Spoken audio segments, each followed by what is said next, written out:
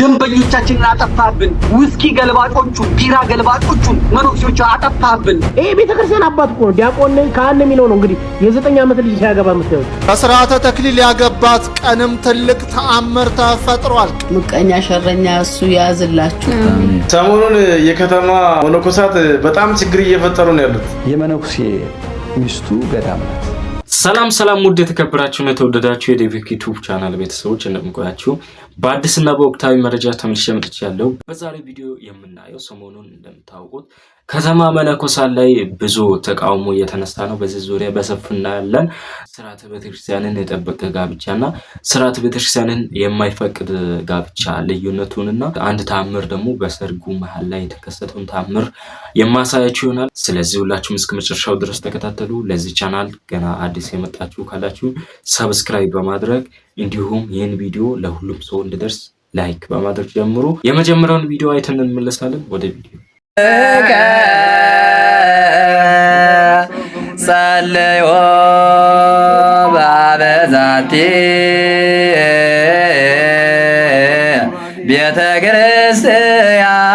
ክርስቲያን ቅድስት ወማይበርነ ውስቴታ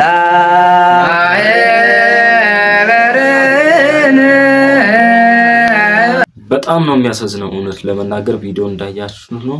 ይሄ ቤተክርስቲያንን ስርዓትን የማይወክል ከልክ በላይ መደፋፈርን ነው የሚያሳየው ቪዲዮ። እስቲ እናንተም በዚህ ቪዲዮ ዙሪያ ላይ ሐሳባችሁን ኮሜንት ላይ አሳውቁ። ቀጣይ ቪዲዮ አይተን እንመለሳለን። ወደ ቪዲዮ። ይሄን ተመልከት፣ ይሄንንም ተመልከት፣ ይሄንንም ተመልከት። ይሄንን እያየ ዝም የሚል እኮ ኦርቶዶክስ አለ። በጣም በሚገርም ሁኔታ ማለት ዝም ስትሉ እምነታችሁን ነው የሚያሰድበው። ዝም ስትሉ በርካቶች እምነታቸውን ለቀው እንዲወጡ እያደረጋችሁ ነው። አሁን የምን የሚሉት ነው? 9 ዓመት 8 ዓመት 10 ዓመት ማትሞላ ልጅ አንድ ካህን ነኝ የሚል ዲያቆን ነኝ የሚል ሲያገባ፣ አሁን ሌላው ተራ ሰው ቢሆን ነው እሺ። ይሄ ቤተክርስቲያን አባት እኮ ነው። ዲያቆን ነኝ ካህን ነኝ የሚለው ነው እንግዲህ የ9 ዓመት ልጅ ሲያገባ የምታዩት። ይሄ ነገር ልክ አይደለም። በቃ ዝም ትላለህ። ሁሉም መቃወም ጀምር ብራዘር፣ እንደዚህ አይነት ነገር መቃወም ጀምር። ነገ እምነት የሚያሰድበው እንደዚህ አይነቱ ነገር ነው እና ተቃወም። ወይ በቃ እንዳትቃወም። በቃ ሚኮየ ዝም በል። በውስጥ አድርግ። የምን በውስጥ ነው? በአደባባይ የተሰራውን ስራ በአደባባይ ተቃውመን ቤተክርስቲያናችን ከእንደዚህ አይነት ነገር ማጽዳት ግዴታችን ነው። ቪዲዮ እንዳያችሁ እንግዲህ እቺ ህፃን ገና ትንሽ ናት። ለአቅመ አዳም ያልደረሰችውን ጋብቻን መፈጸም ስርዓት ቤተክርስቲያን አይፈቅድም። እስቲ በስርዓተ ቤተክርስቲያን ላይ የተጋቡ ሙሽሮች እና በሰርጉ ላይ የተከሰተው ታምር ያለው ቪዲዮ አለ። እርሱን አይተን እንመለሳለን። ወደ ቪዲዮ። እንደዚህም አይነት ሴት አለች። ይህ ወጣት ከዚህ በፊት ሳይክል ተወዳዳሪ የነበረ ሲሆን በአጋጣሚ አደጋ ይደርስበትና ሰውነቱ ፓራላይዝድ ይሆናል። የሚንቀሳቀሰውን በዊልቸር ነው፣ መናገርም አይችልም። ዛሬ ላይ በስርዓተ ተክሊል ያገባችው ልጅም ልጁን ያወቀችው አደጋ በደረሰበት ወቅት ነበረ። ትውቃቸውም ወደ ፍቅር አድጎ ከህመሙ እንኳን ሙሉ በሙሉ ሳያገግም በትዳር ለዛውም በስርዓተ ተክሊል ተጋብቷል። በስርዓተ ተክሊል ያገባት ቀንም ትልቅ ተአምር ተፈጥሯል። ቃል ኪዳኑ ሲነገርም ይህ ልጅ አንደበቱ ተፈቶለት ያንኑ ዕለት መናገር ችሏል። ቪዲዮ እንዳያችሁ ነው እንግዲህ የእግዚአብሔር ስራው ድንቅ ነው። ከዚህ በኋላ የምናየው ስለ ከተማ መነኮሳት ነው። እንግዲህ ከስርዓተ ቤተክርስቲያን ውጭም አንዳንድ መነኮሳት ያልሆነውን ነገር እየፈጽሙ ናቸው። እስቲ በዚህም ዙሪያ ላይ በሰፊው እናያለን። ወደ ቪዲዮ። ሰሞኑን የከተማ መነኮሳት በጣም ችግር እየፈጠሩ ነው ያሉት። እኛ ለአገልግሎት የመጣ ነው፣ ለተልእኮ ነው። መነኩሴ አዲስ አበባ መኖር አለበት፣ ከተማ ውስጥ ነው ፈተና ማለፍ አለበት እያሉ እያወሩ ነው። እንደምታዩት እንግዲህ በጾም በጸሎት ደክሞ ፊታቸው አይታችኋል ምን እንደሚያካክሉ። በጣም እኮ ተመናመኑ። አሁን የነዚህ በረከታቸው ይደርብን ነው ይለፍን ነው የሚባለው በእግዚአብሔር። ደግሞ አትንኩን እንደፈለግ ይሆናል ይላል። በነገራችን ላይ እነዚህ መነኮሳት ማለት ነው ሚስት ያላቸው አሉ፣ ሚስት ያላቸው ምናምን በድብቅ ማለት ነው ምን እንደሚያካክሉ ተመልከቱ። የፍየል ቁርጥ እየበላ ከተማ ውስጥ ውስኪ እየጠጣ መነኩሴ ነኝ ትላለህ። እኛ እኮ በጣም ብዙ አጀንዳ ኖሮብን ነው እንጂ እናንተ እንዳልሆናችሁ በደንብ እናውቃለን። ወደ ገዳም በክብር የምትገቡ ከሆነ ግቡ፣ ማትገቡ ከሆነ ደግሞ ወይ አግቡና እንደ አባቶች እንደ ካህናት ከዛ ኑሩ። የግድ ካህናት ካህን ለመሆን መነኩሴ መሆን አይጠበቅባችሁ። በእንደዛ መልኩ ብንር ነው የሚሻለው። እኛ ብዙ አጀንዳ አለብን። ስለዚህ አጀንዳ አትፍጠሩብን። የቤተ ክርስቲያናችን ትልቁ ፈተና ደግሞ እናንተ ናችሁ። አይለያችሁ። ምቀኛ ሸረኛ እሱ ያዝላችሁ። እዚህ ጋ ናቸው እዛ ጋ ናቸው የሚለውን ሰው እሱ ይከልክልላችሁ። ያላችሁበት ሀገር ይቀበላችሁ። የሆቴሎቹ ሰዎችም እግዚአብሔር ይልህ ብለውኛል። እኔ ደንበኞቻችንን አጠፋብን፣ ውስኪ ገልባጮቹን፣ ቢራ ገልባጮቹን መኖክሲዎቹ አጠፋብን፣ በርሜሎቹን አጠፋብን። ግብር ቀረጥ የምንከፍለው በእነሱ ነበር። የቤት ኪራይ የምንከፍለው በእነሱ ነበር። እነዚህ ሙዳየ ምጽዋት ዘርፈው የስለት ገንዘብ ዘርፈው የሚሉትን ዘረፍክብናል። ይቀመጣሉ ይበላል። ዛሬ ማን ተራ ነው? የአባ ተስፋ ማርያም ነው። አባ ይመጣል፣ ይጠጣል፣ ይበላል፣ ውስኪውን ይላል ምናምን። ስንት ይመጣል? 82,000 ብር። እሺ ወይ እንግዲህ ጣሊያን ማናት ያለችው? አስካለ ማርያም ነሽ። አስካለ ማርያም ልጄ እንደት ነሽ? ደህና ነሽ ወይ?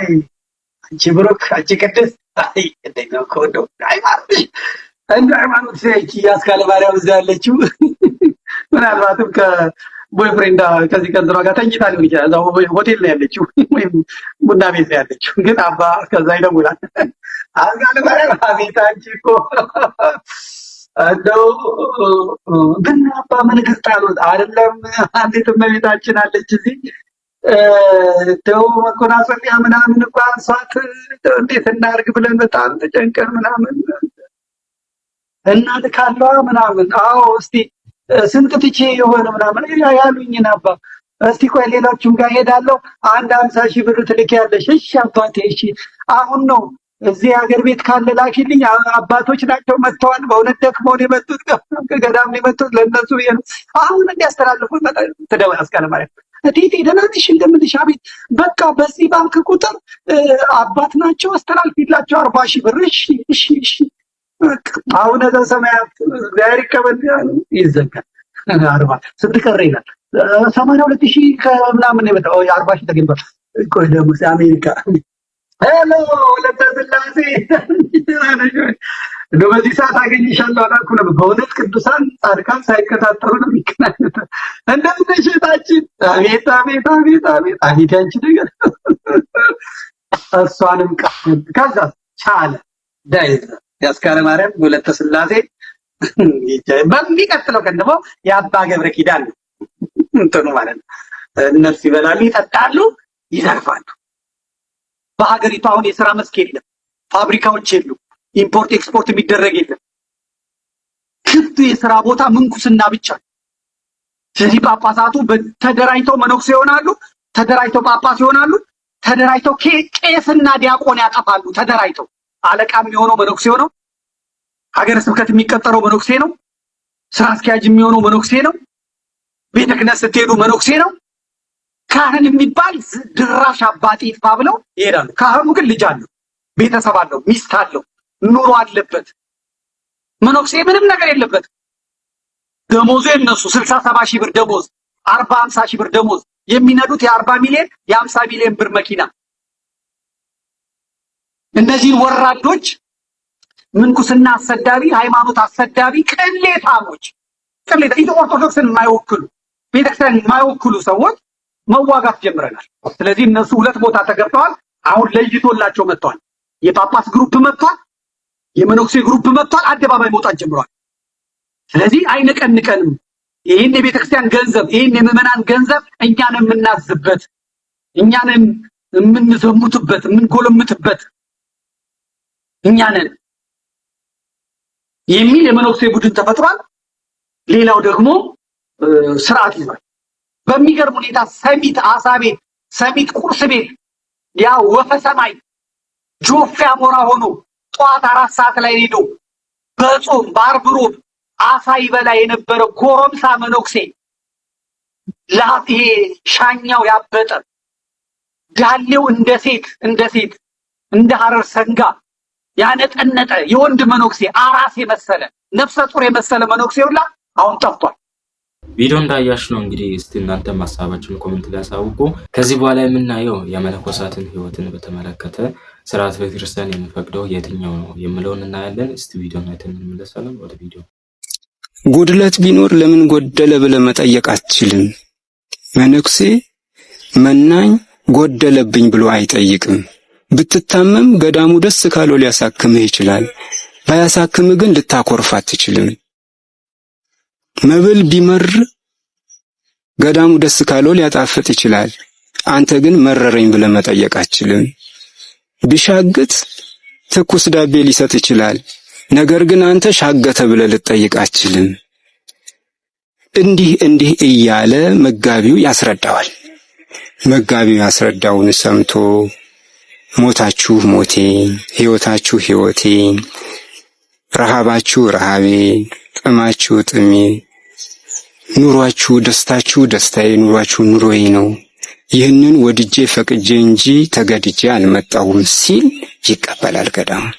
ከዚያ በኋላ ያመናኝ 1 ዓመት 2 ዓመት ያመክሮ ኑሮ ይኖራል። 3 ዓመት 4 ዓመት ያመክሮ ኑሮ ይኖራል። አመክሮ ማለት እንግዲህ እያየ ማለት ነው። መነኩሴ ማለት የምድር መልአክ ማለት ነው ይላል። መላእክት በምድር ገንዘብ አያጠራቅሙም። መነኮሳት በምድር ገንዘብ አይኖራቸውም፣ አያጠራቅሙም። መላእክት ነገድ ዘመድ የላቸውም። መነኮሳት ዘመድ የላቸውም። የመነኩሴ እግር ነው እንጂ ሀገር የለውም። እዚህ ቦታ ተወለድኩ አይልም። እዚህ ቦታ የተወለድኩ ነው ሀገሬ ሄዱ ዘመዶች እነዚህ ናቸው አይልም። ዘመዶቹ መላእክት፣ አባቱ እግዚአብሔር። ሰው ከመነኮሰ በኋላ አባቱ እግዚአብሔር፣ እናቱ ማርያምና ቤተክርስቲያን፣ ዘመዶቹ መላእክትና ቅዱሳን ናቸው። ዘመድም አይቆጥርም። እናት አባቱ እንኳን ቢሞቱ ልቅሶ አይሄድም መነኩሴ ማለት ነው። ስለዚህ እንደውም አንድ መነኩሴ ሄደው ኧረ አባት ሞተ አሉት። እንዴ ለምን ትሰድበኛለህ? የኔ አባት አይሞትም ብሎ ተናገረ። የኔ አባት ያለው እግዚአብሔር ነው ማለት ነው። ትሰድበኛለህ እንዴ? የኔ አባት አይሞትም ያለ ከዚህ በኋላ አባት እግዚአብሔር ነው። ይሄ መጽሐፍ ቅዱስ ላይ ያለ ነው። ምን ብሎ ስለኔ እናቱን አባቱን ወንድሙን እህቱን የተወ 100 እጥፍ ይቀበላል ያለ ነው እንጂ ምንኩስና ሰው ሰራሽ ሕግ አይደለም ማለት ነው። የመነኩሴ ሚስቱ ገዳም ናት። በኢትዮጵያ በነገራችን ላይ ገዳም መቀየርም እኮ ተገቢ ሕግ አይደለም። አሁን በግብጽ ቤተክርስቲያን አንድ መነኩሴ ከመነኮሰበት ገዳም እድሜ ልኩን ይሞታል እንጂ ፌስታል አንጠልጥሎ ጸበል ሄዳለሁ እያለ እያኮረፈ እየወታው መሄድ የለም። የኛ ገዳማቱም ስርዓታቸው በጣም ላልቷል። ከአንድ ገዳም ወደ አንድ ገዳም ዝውውርም አለ፣ ከገዳም ወደ ከተማ መፍለስም አለ እና ይሄ ከመለመዱ የተነሳ ተከራካሪዎች ተነሱ። ይኸው ከመለመዱ የተነሳ እንደውም እውነት ነው ችግር የለም ወደሚልና ካህናት ክህነታቸው የሚፈርስበት ሕግ አለው። አንድ ካህን ዝሙት ብቻ አይደለም፣ ሌላም ጉዳይ እንደዚህ ያሉ ሕጎች። መነኮሳትም ምንኩስናቸው ቢጠበቅም የማይጠበቅበት ገዳምን መልቀቅ አንድ ምንኩስና ማጫ መንገድ ያለ ገዳሙ በገዳሙ ፈቃድ ለገዳሙ ተብሎ ለመፍቀደ ደብር ነው። መነኩሴ ገዳም የሚወጣው ሄደህ ምናምን እንዲህ እዛ ከተማ 25 ዓመት አገልግል ተቀጣ ተብሎ አይደለም። ለመፍቀደ ደብር ለገዳሙ ሁኔታ ገዝቶት የሚመጣው ዕቃ ካለ ወስዶ ሽጦ የሚመለሰው ነገር ካለ ይወጣል።